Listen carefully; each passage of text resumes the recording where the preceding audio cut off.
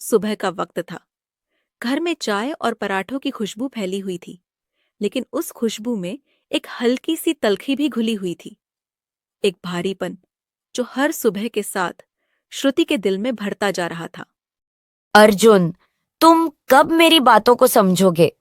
आखिर मैं भी इस घर का हिस्सा हूँ, तुम्हारी पत्नी हूँ। अर्जुन बगल से गुजरे, बिना एक शब्द बोले, बस दीवार घड़ी की ओर देखा और बाहर निकल गए। यह अब रोज का सिलसिला बन चुका था। श्रुति ने नाश्ता तैयार किया था, आलू के पराठे और अर्जुन की पसंद का सूजी का हलवा। उसने प्लेट सजाकर मेज पर लगाई, लेकिन कमला देवी की नजर सीधे हलवे पर गई। ओ बहू, सुबह सुबह देसी घी का हलवा, क्या तेरे मायके से आया है ये घी? फिजूल खर्ची की भी हद होती है कमला, तू ही बहू को कुछ समझा। मान जी, अर्जुन को हलवा पसंद है, इसीलिए सोचा थोड़ा बना दूं। बहाना बेटा है, असल में खुद खाने का मन होगा। श्रुति ने अर्जुन की ओर देखा। शायद वह कुछ बोले, लेकिन वह चुपचाप हलवे की ओर देखे बिना ऑफिस के लिए निकल गए। उसकी आंखों में आंसू छलक गए। कमरे में जाकर श्रुति फूट फूट कर रोने लगी।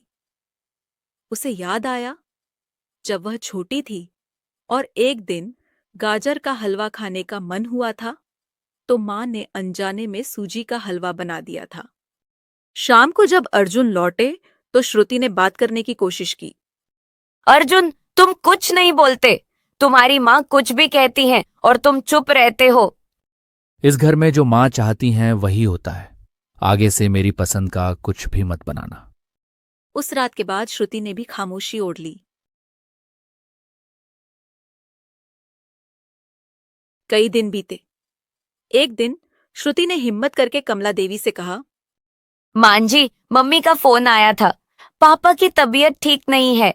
अगर आप कहें तो कुछ दिन के लिए मायके चली जाऊं। वहां जाती है तो सप्ताह भर नहीं लौटती। घर का काम कौन करेगा? एक दिन से ज्यादा की छुट्टी नहीं मिलेगी। श्रुति ने अपना दिल कड़ा किया और एक दिन के लिए मायके चली गई। घर पहुंची तो भाभी रेखा ने दरवाजा खोला। मम्मी पापा तीर्थ यात्रा पर गए हैं। वैसे तुम कितने दिनों के लिए आई हो?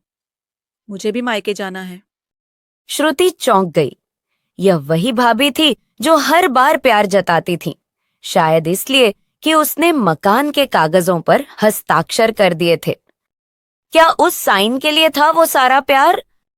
भाभी, कुछ काम याद आ गया, मैं फिर आऊंगी। जैसे ही बाहर निकली, गेट के बंद होने की आवाज ने साफ कर दिया कि उसके आने जाने से किसी को फर्क नहीं पड़ा। पैर खुद ब खुद मंदिर की ओर मुड़ गए। वहां पहुंचकर श्रुति ने भगवान के चरणों में सिर झुका दिया।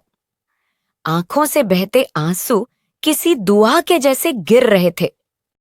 उसे मंदिर के पेड़ के नीचे कोई दो बुजुर्ग बैठे दिखे।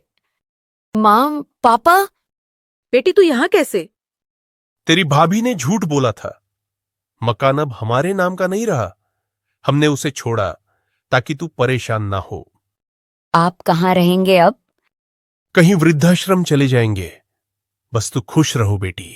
श्रुति भारी मन से ससुराल लौट आई, लेकिन अब उसके मन में गुस्सा नहीं था, एक ठोस संकल्प था। 2 दिन बाद वह फिर उसी मंदिर पहुंची, लेकिन माँ पापा वहां नहीं थे। पंडित जी ने उसे एक पता दिया। वह पता लेकर वह एक छोटे से सुंदर घर के सामने पहुंची। आप श्रुति दीदी हैं? आइए अंदर। अंदर जाकर देखा तो माँ पापा अच्छे कपड़ों में आराम से बैठे थे। माँ, आप यहाँ? ये घर किसका है? बेटी, तेरे जाने के अगले दिन अर्जुन आया था।